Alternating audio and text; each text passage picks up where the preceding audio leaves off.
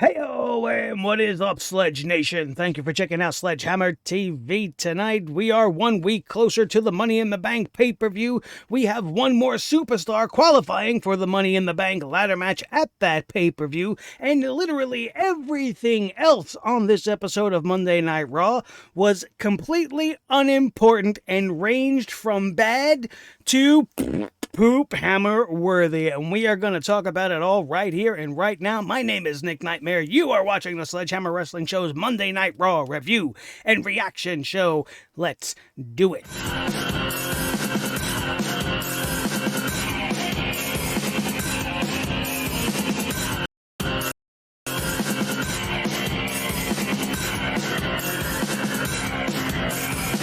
Sledgehammer Wrestling Show.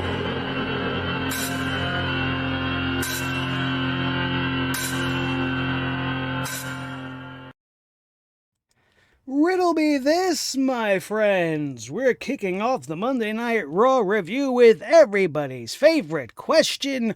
Riddle me this. And I need to ask you guys, where the hell is Randy Orton? What's going on with the Viper? How come he was unable to make it to Monday Night Raw? Maybe he had a personal family situation popped up and he couldn't make it to work tonight.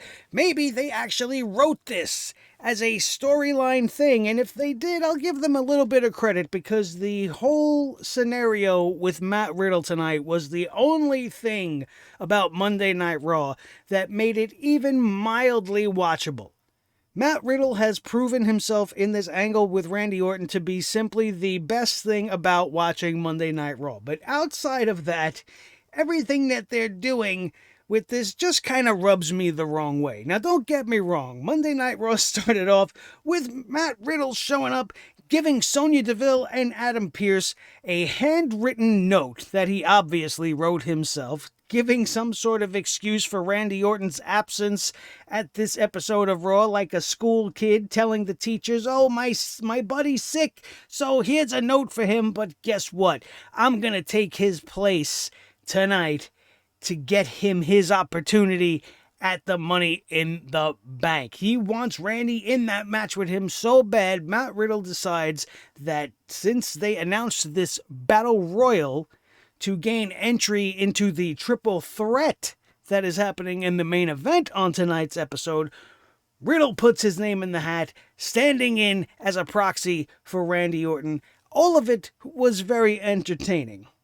And it is not the worst idea the WWE has ever had. But the overall synopsis of this show, the whole point of this show, was to give a last chance to certain individuals to qualify for Money in the Bank. And I just hate the idea of there being a second chance given to three guys who lost. Mostly because you have a roster of guys that can fill that spot, and you could use this as kind of like a wild card thing. You have a fourth and final spot available to the Monday Night Raw roster. You have this Battle Royal to earn your shot into the Money in the Bank, period. That should have been the story, and that's the end of it. And you could have had a new, interesting name thrown in the hat. That's how you make superstars. The same way back in the day they used to throw in a Shelton Benjamin in the match to be a highlight, or a Jeff Hardy in the match to be a highlight. You knew they weren't going to win, but you knew they were going to make the match special. And you could have did that for a guy like Damian Priest. And it was great to see Damian Priest finally being remembered by WWE Creative and putting him back on the show in this scenario for the entry into Money in the Bank's triple threat tonight. Is a great idea. It would have been an even better idea if a guy like Damian Priest would have won. But I understand the story that they're trying to tell, at least at this point in the night. But the WWE even found a way to screw this up, because no matter how good Matt Riddle's performance was tonight, no matter what went down, he was unable to be successful, and Randy Orton is still on the outside looking in for the Money in the Bank. How that's going to play out is going to be some good drama, if you think about it, but who won that triple threat tonight? We had Drew McIntyre versus AJ Styles versus Matt Riddle, who won the Battle Royal by eliminating Damian Priest. And let's just say this before we go any further. Matt Riddle versus Damian Priest was the highlight of that Battle Royal. The opening Battle Royal is a WWE Battle Royal. It was full of nonsense. They gave comedy segments to R-Truth because the 24/7, hey, look at me, I'm a clown, I don't give a shit about this gold-plated avocado-colored strap around my waist. I thought that wasn't even a thing anymore, but, they bring it out whenever they want to ruin something that could actually have turned out to be great. If you look at the participants in this Battle Royal, we had Angel Garza, Mustafa Ali, R-Truth. The Viking Raiders were thrown in there because, they had to have some sort of a segment tonight. It makes no sense for them to be in there to gain this particular opportunity, especially since they're in the middle of a thing with the tag team champs. But I digress. Jeff Hardy, Shelton Benjamin, two surefire Money in the Bank winners, if you ask me. They at least can give you the argument that they could win. You get Drew Gulak, who he ain't winning. He just had roses stuffed up his ass a couple of weeks ago. How he ain't gonna win. So we know that's just a filler spot. Just like Jinder Mahal, who's been on and off this show more times than the Big Show, can switch alignments. It's the second time we did that this week. Anyway, Umberto Dr. Dimples himself, Damian Priest, Akira Tozawa, Mansoor, Matt Riddle. I missed Cedric Alexander as well. All of these names would have been decent, except for the Viking Raider, Warrior Raiders, in the Money in the Bank. But instead, they just gave it to Riddle because Riddle was going to move on in the honor of Randy Orton. And the triple threat match in the main event was great. It was a really great match. These guys went all out. But there was a particular spot towards the end where Matt Riddle kicked the steel steps, and the guy's a very good actor, and he actually had me wondering. I don't know if he legit broke his foot in that spot, or if he's just that good at selling. Matt Riddle would be taken out of the match, boiling it down to AJ versus Drew, only to have Matt Riddle come out towards the end with his foot all taped up now, to take part in the finish, which led me to believe that Matt Riddle was going to win, because if he wasn't going to win, what would have been the point of him leaving the match and coming back? Unfortunately, I was wrong, and this would turn out to be beneficial to Drew McIntyre, and it would turn out to not be the best move for Matt Riddle, as he ended up losing this match to Drew McIntyre. Drew McIntyre wins and gains his entry into the Money in the Bank. All of this was for Drew? I don't understand. Wouldn't it have made perfect sense to have Riddle win this thing so that he and Randy could be in the Money in the Bank? It works a lot more for the story they're trying to tell with this odd couple. Are they going to be friends? Aren't they going to be friends? Obviously, they're going to break apart at some point. But how much more heartbreaking would it have been if Riddle... look at what Riddle's doing for Randy. All of the things he's doing to prove his worth as a friend and a partner. And then Randy Orton's going to turn around and RKO him and break his heart at some point. The payoff could be much, much bigger if you play it out with what you're doing right now. It's like they have the right idea, but they're just not quite doing it just right. It's just slightly off, because Randy and Riddle could have been in the Money in the Bank working together for the majority of it, only to have Randy screw Riddle, or maybe even Riddle accidentally screw Randy, furthering the tension between these two. And when you look at what it took for the two of them to get there, how much Randy has maybe appears to start to be coming around to Matt Riddle before he eventually turns around and bites him in the ass. It's going to be good stuff. The payoff would have been much more heartbreaking. But instead, they give the win here to Professor Braveheart, who week after week keeps coming out giving us drunk history lessons in his promos. And Drew McIntyre has now the opportunity to climb the ladder and grab the briefcase and sneak his way in to another championship opportunity for the WWE title. Now, that's not to say that he might not move to SmackDown and challenge Roman Reigns down the line, or, maybe Bobby Lashley will lose at some point. Maybe he'll lose it to a Brock Lesnar or somebody special coming in, maybe a Goldberg or somebody that we don't want to see come back to Monday Night Raw, takes it off of Lashley to gives it back to Drew with the Money in the Bank. The only thing I hope really comes out of this Money in the Bank, I don't give a shit who wins.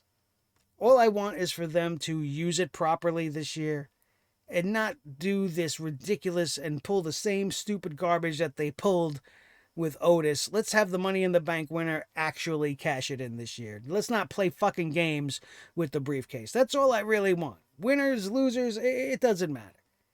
Right now, my front runner, my favorite to win the whole thing is Big E. But that's a story for another show. We're talking about Monday Night Raw. When you're talking about Monday Night Raw, you're talking about poop, hammer, worthy segments. Poop, hammer, worthy writing.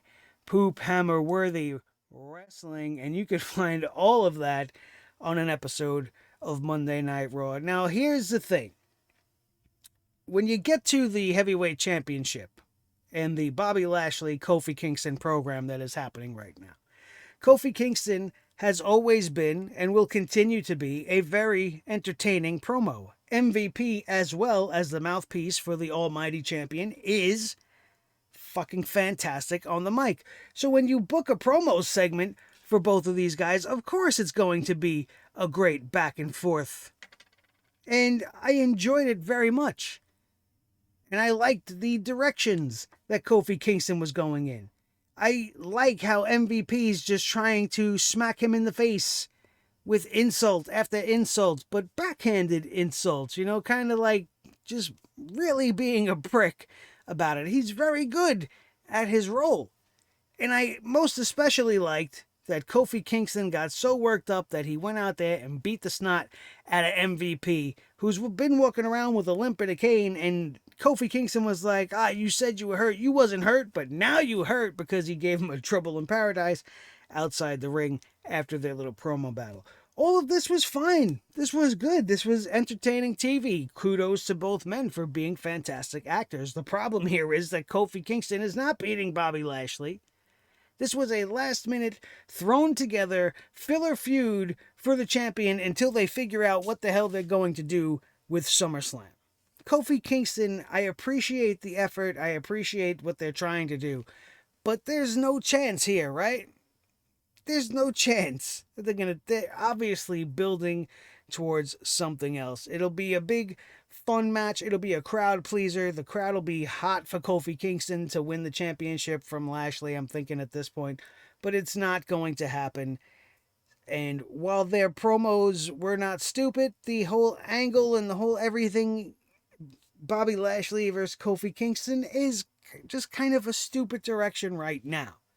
This is something we could have revisited later down the line. However, it does show potential. Because if we do have this draft in September and Big E ends up coming back to Monday night, it would be an interesting dynamic if Bobby were still the champion by then, having Big E be the one of the New Day to come back and avenge his two brothers, who Bobby Lashley is pretty much eviscerating. There's going to be a rematch between Bobby and Xavier Woods next week for some reason. This one's not going to be inside of a cage. Xavier wants some revenge, but I expect to see Xavier get his ass handed to him again.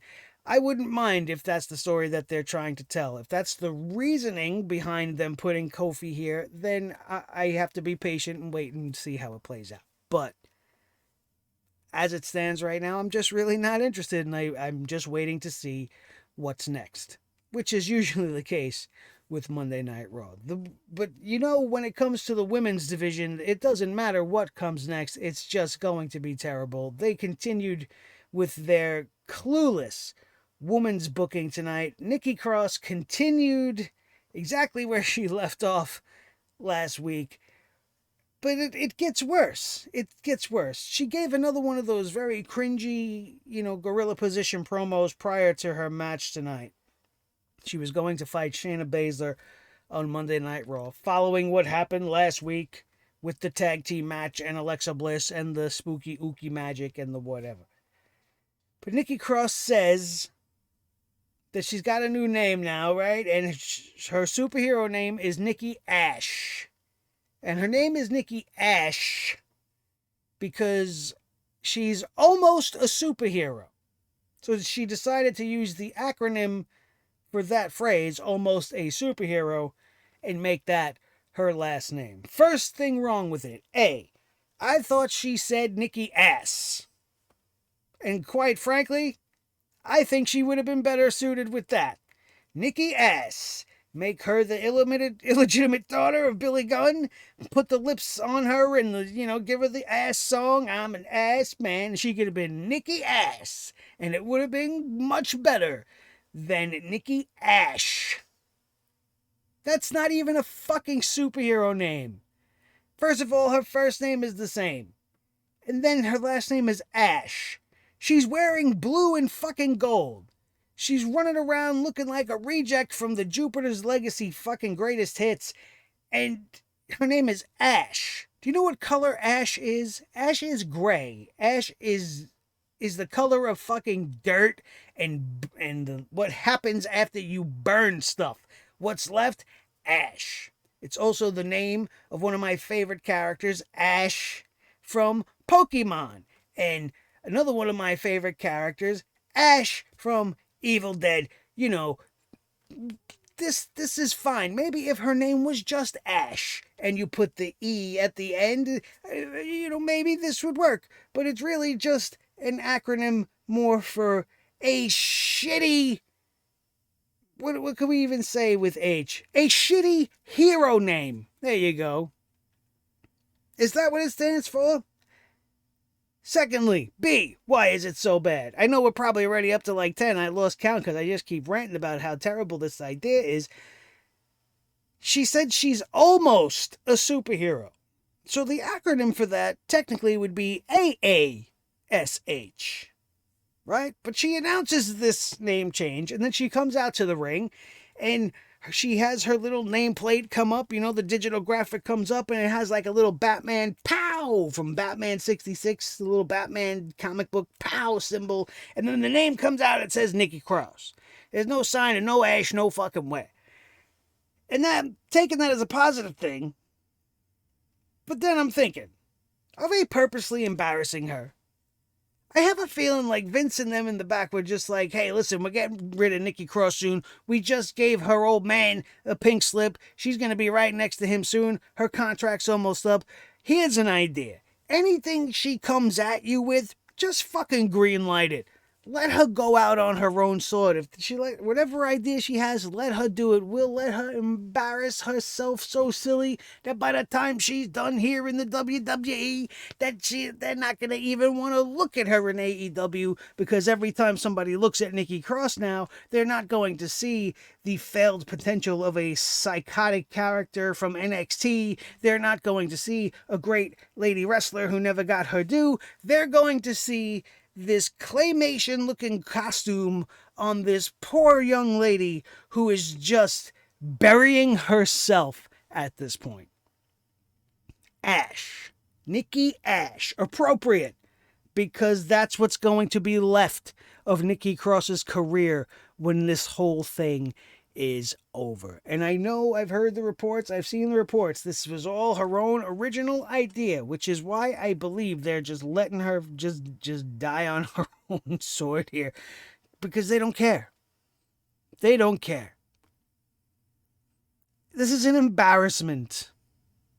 The way she looks is an embarrassment. Is her superpower turning around and smiling and showing everybody her butterfly? Is that what it is?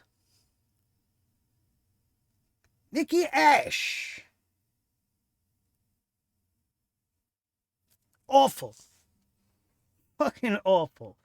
Nikki Ash, who was not acknowledged as Nikki Ash at all in an official capacity, goes on to defeat Shayna Baszler in less than 10 minutes, thanks to an assist by spooky little Miss herself, Alexa Bliss, coming down, causing some shenanigans outside, hypnotizes Big Nia Jax for a second, and they're doing the magic mirror thing with the hands, follow my hands, and Reginald came up behind her, and Alexa Bliss kicked him in the balls. And Shayna Baszler was still so much more preoccupied by Alexa's mere presence that she got rolled up again by Nikki Ash Cross. Nikki Ash. It bothers me so much, you guys. You don't even understand. Nikki Ash? How hard is it to come up with a superhero name? What's her name? Her name is Nikki Cross, right? Why not take the last name? Do like Crossfire. Look, there you go. Her name is fucking Crossfire when she's a superhero. She's Nikki Cross by day, Crossfire as a superhero. That wasn't even that hard. Crisscross. Crosshatch. Crosshair.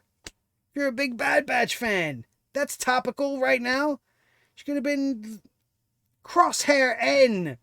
N Crosshair. Something. Ash. Nikki Ash. Fuckers. That pissed me off just about as much as the fact that WWE actually had a decent segment tonight. They had potential with a booking idea that they had here tonight. They took two members that have already qualified for Money in the Bank, tried to give us a Money in the Bank preview, so to speak, by booking John Morrison versus Ricochet tonight. Now, as I said, this showed great potential because I remember just a few years, maybe 5-6 years back, when Lucha Underground was actually still a thing. Ricochet was there, John Morrison was there, and they used to have great matches as Prince Puma versus Johnny Mundo, respectively. These guys used to tear it down in Lucha Underground. I really enjoyed that show. The wrestling on it was great. Sure, it was wacky and it was intentionally scripted to be more sci-fi and weird, but the wrestling was great. And Prince Puma versus Johnny Mundo is some of the greatest matches Lucha Underground has ever seen. So you got to give them credit for putting two guys in there that could actually give us a great match. Like I said, the potential here was limitless. And they even gave them 10 solid minutes. And the match quality was fine, but this was nowhere near Prince Puma versus Johnny Mundo. Hell, this wasn't even John Morrison versus Ricochet. This, my friends, this was fucking Johnny Drip Drip versus Trevor Tight Jeans. Trevor Ricochet versus Johnny Drip Drip is not the same. It's not the same. See, Johnny Drip Drip comes with a bad haircut. He comes with a pump action squirt gun, which, you know, what they're trying to say with that. They have bad comedy being written. This feud also comes with The Miz on the side. And you have to understand that WWE main roster Ricochet is not the same as NXT Ricochet, who debuted winning the NXT North American Championship in a 6-person ladder match and should have no problem being able to win a ladder match of this proportion for Money in the Bank. But he's not the same character. He's not even the same Ricochet that came up in the tag team with Aleister Black. This is a very different Ricochet. And while this match had its moments, because these guys have great chemistry, it ended in a double countout. Because of course it did. Because you're not going to want any of your Money in the Bank competitors to be going in looking weak. And the spot that finished this match was really impressive, really great, but also really, really risky, as Ricochet leapt from the top rope, did a springboard from inside the ring to the outside. John Morrison was sitting on the barricade. Ricochet crossbody springboard from there onto John Morrison, off the barricade into the crowd portion of the arena where the screens are already set up. It looked fucking amazing. And it looked like it hurt like hell for Morrison and Ricochet as well. But other than that one spot, this match, as decent as it was ruined by all of the use of the dripstick and the Miz on commentary just screaming about how great his partner is. He said Johnny Drip Drip like 1,000 times. It's almost as if the Miz forgot his buddy's name is Morrison and all he's calling him is Drip Drip and Johnny Drip and the moistest superstar. It's disgusting. It's really disgusting just to even talk about. Just as disgusting as having to watch Eva Marie and Doudrop on Monday Night Raw in another rematch versus Asuka and Naomi, only for it to be the same shit we seen last week, but in reverse. And instead of Doudrop not tagging Eva, causing Eva to lose the match, Eva didn't tag in this week, thinking that Doudrop was going to lose the match, only she turns around and single-handedly defeated Asuka. This match went less than 3 minutes. I don't mind Piper Niven being booked to look like a badass, but this whole pairing with Eva Marie can't just be the same segment every week. And then this delusional pink-haired pixie from hell, Eva, decides to announce at the end of the match that she won. She won. So that's going to be the thing. Piper's going to go out. Piper's going to win the match. Eva's going to take credit. How long is this going to go on before Piper Niven squishes the plastic right out of Eva's chest? I don't know.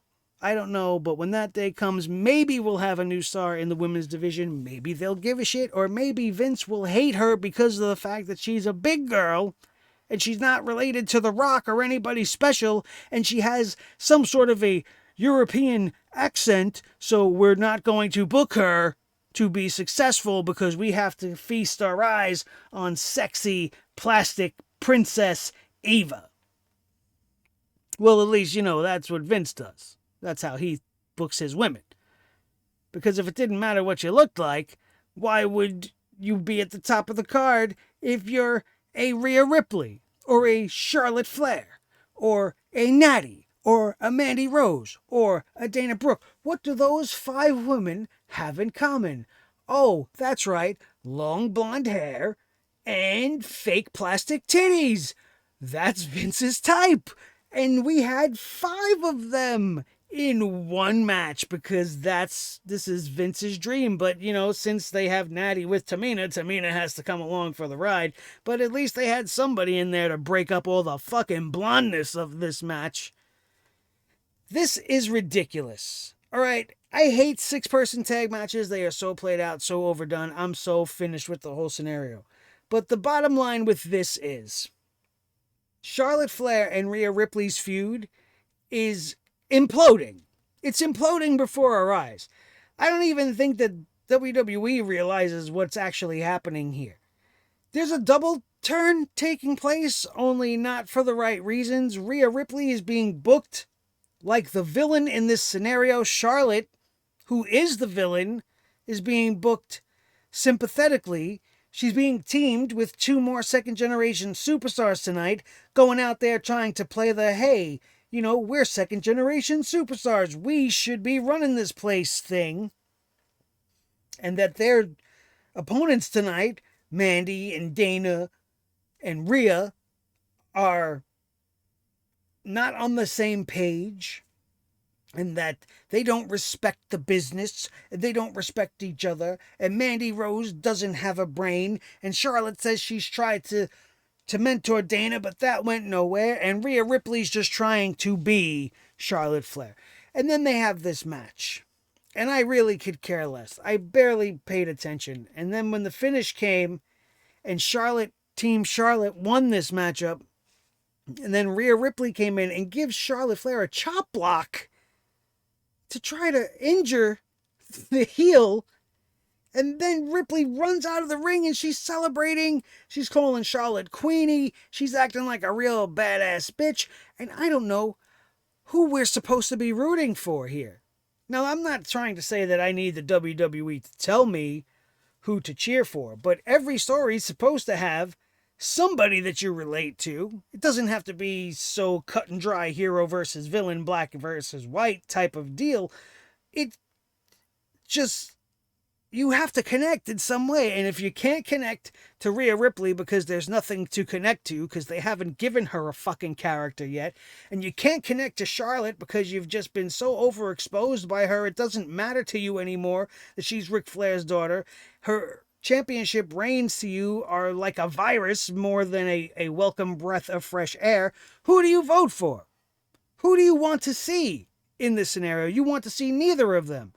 So what it does is it makes you not care at all, which is what happens each and every time we get to a segment featuring the Raw Women's Championship, especially in the last 6 months, and even more so that WWE proves by booking this 6-person match something that I've been saying about them for months, which is they just don't know what to do with the Women's Championship other than pair it with the women's tag team titles. Because if we can't tell both stories well singularly, we might as well smush them together into one story and tell them like shit all at once. Then we had a match that nobody wanted to see. I don't think anybody wanted anything to do with this matchup other than Jackson Ryker. Jackson Ryker and Elias had a strap match tonight. Throughout the night, we seen Jackson Ryker beating the shit out of himself like some crazy Christian monk in the back with the fucking strap. Tonight, he was beating up an equipment box in the back. And the WWE decided tonight they had to linger on Jackson Ryker for a very creepy, long amount of time while he was whipping himself. Maybe it was punishment. They're like, don't you stop. Don't you fucking stop whipping yourself until we say cut. Ready, set, action. And then they just stood there and he kept whipping himself. And he didn't look like he was having a good time. I don't imagine that he's supposed to look like he's having a good time. But it went on for such a long, awkward time. Then we get to this match. This match didn't even go 5 minutes. I could care less. It was short. It was over before it began. And poor Elias can't get a break. Elias has been with this company forever. They've tried to push him multiple times. It has been a failure on multiple occasions. And now here he is doing the job for a guy like Jackson Ryker, who looks like a miniature Braun Strowman, who's got some sort of a big push being planned for him for some reason. Why is this still happening? The only good thing that could come of this is that maybe we move on. Can we go away from the Ryker versus Elias now? I'm done. I'm done. It barely even got started. I'm over with it before it's even begun. And that brings us to the last chance Money in the Bank triple threat match. Drew McIntyre defeats Riddle and AJ Styles. It was a fun match. They gave this match a long amount of time. This is one of the better triple threat matches I've seen. Probably the best one we've had on Raw in quite some time. We had good table spots. We had the weird injury spot towards the end. I'm not sure whether or not, or just how legit that might have been, or if it was legit at all. But everybody, all 3 men, turned up in this main event, showed out, and it was a really, really good main event. To say that for Monday Night Raw is very, very rare. But tonight, Drew McIntyre qualifies for the Money in the Bank ladder match, and next week we get Xavier going one-on-one with Bobby Lashley. I maintain the best thing about this show was Matt Riddle. Seeing him interact with people while trying to get amped up for his matchup. Damian Priest was trying to talk to him. Matt Riddle was like, I'm not Matt Riddle, I'm Randy Orton, bro.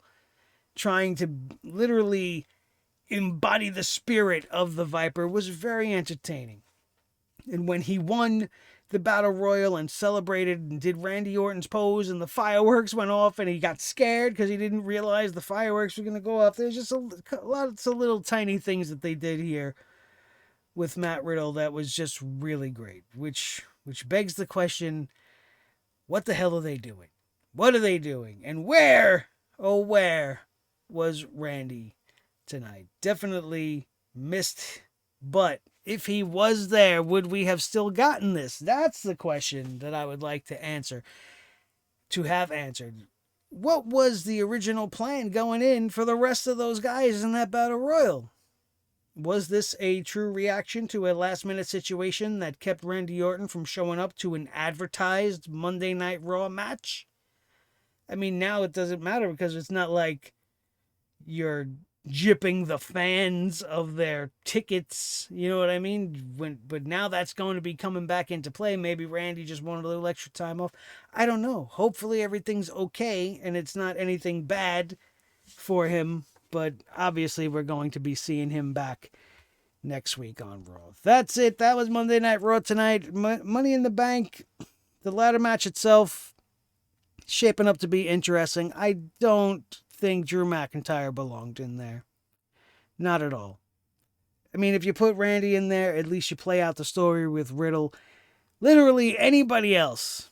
Damian Priest would have been great in that scenario. Jeff Hardy, Shelton Benjamin, Cedric, Mansoor even would have been a great spot to feature him and maybe get him to put himself over.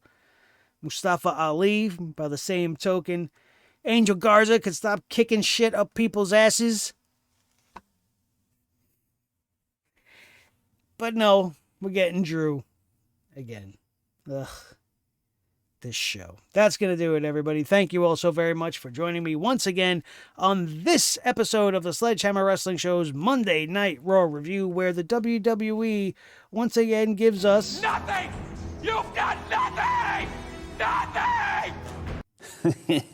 Thanks, Vince. Thank you to the man for giving us absolutely nothing. My name is Nick Nightmare. This is the Team Thor, the Sledgehammer, the official Sledgehammer, the Sledgehammer Wrestling Show, his tag team partner, the World Heavyweight Champion of all the microphones in all the world, Mr. Blue, the Snowball. Used to be the Snowball. Now he's the Yeti microphone. The most important member of the team, as always, each and every one of you. Now it's time for you guys to do your part. If you're still here with me at 37 minutes into this video, smash that thumbs up if you had a good time with me here today. If you agree with anything I had to say, that's how you could let me know you agree, by hitting that thumbs up. It really does help out the channel, and I would appreciate it if you did that for me now. Share this video with each and every one of your wrestling buddies all over the wrestling world, especially if they need a place to come and call home so that they too can come and shit all over the WWE with us, because nobody brings the hammer down on Vince and company like we do here. And of course, to become a member of Sledge Nation, all you need to do is hit that subscribe button. Make sure all notifications are on so that you don't miss a thing whenever this hammer comes down on the WWE. If you missed anything I've put up on this channel, from our SmackDown review this week, to the pay-per-view reviews, to the Masters of the Universe trailer reaction, to the Resident Evil gameplay, to anything else that your little heart desires, check it out. I just might have it here on Sledgehammer TV. Some of them will be linked in the annotations up above. That, my friends, is going to do it. We are out of here, and we will see you next time right here on your new favorite wrestling show, the Sledgehammer Wrestling Show, only on Sledgehammer TV, right here on YouTube.com.